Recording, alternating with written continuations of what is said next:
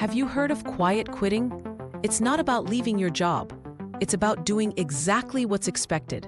No unpaid overtime, no after-hours emails, no overachieving. And it's becoming a quiet revolution.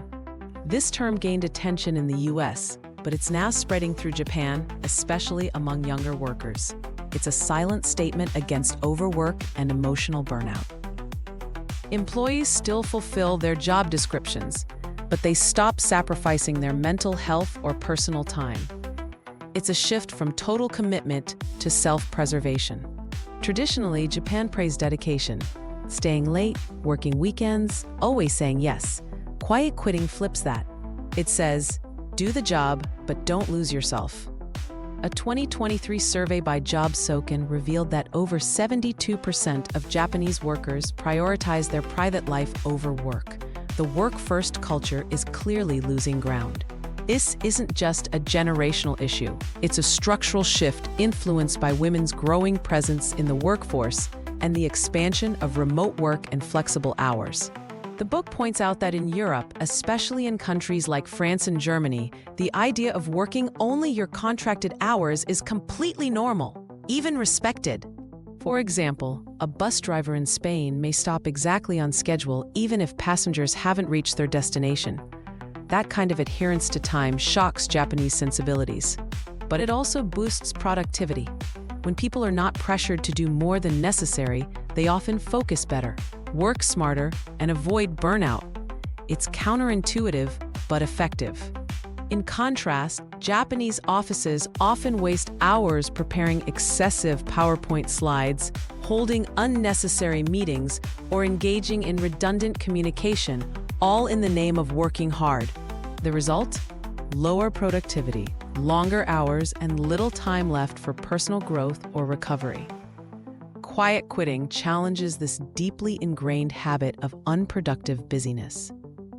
But how can one quietly quit without jeopardizing their job? The answer lies in professionalism. Dress well, use polite language, and avoid confrontation even when pushing back gently. Don't openly argue. Instead, say things like, "I agree, but I'm slightly concerned about X." That way, you're seen as cooperative, but also protective of your boundaries. Rather than aiming for major successes, quiet quitters focus on avoiding mistakes. They become reliable, risk-averse, and essential, but never flashy or overextended. The book also recommends preparing for the future through networking and side gigs. Quiet quitting doesn't mean stagnation. It's a shift in how and where you invest your energy. For example, people in sales can build lasting relationships with clients, while admin staff can nurture ties with vendors. These can become valuable assets later. Eventually, you may be able to freelance or consult based on those contacts.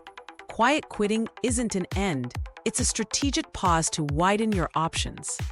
Companies also need to adapt. The book proposes offering a quiet quitting track, a role with fewer responsibilities and a stable, modest salary. It's a win-win. This aligns with labor economics' laissez theory. Employees are underpaid when young and overpaid when older. Quiet quitting rebalances that for those who don't pursue promotions. Japan's rigid career ladder creates unrealistic expectations. Many workers sacrifice their lives chasing titles they may never get. Quiet quitting offers a kinder path. Eventually, even companies benefit. Fewer disengaged employees, more consistent output, and lower turnover. Productivity can increase when people aren't mentally drained. Quiet quitting isn't about doing less. It's about doing what's fair, both to your employer and yourself. It challenges Japan's outdated loyalty equals overtime mindset. And at its heart, it raises a question for everyone. What kind of life do you want to build through your work? Is your job serving you, or are you serving your job? This book urges companies to rethink promotion systems, adjust wages, and accept that not everyone wants to climb the corporate ladder. Some want balance instead.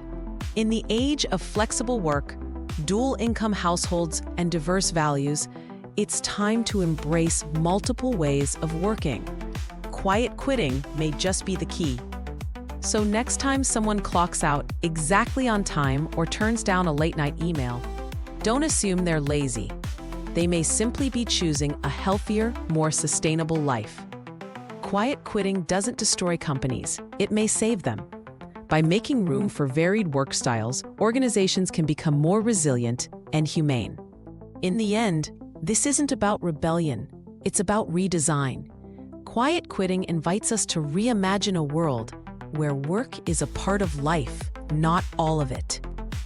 Let's respect those who choose to quietly step back, and let's build workplaces that support both ambition and balance. That's the future of work.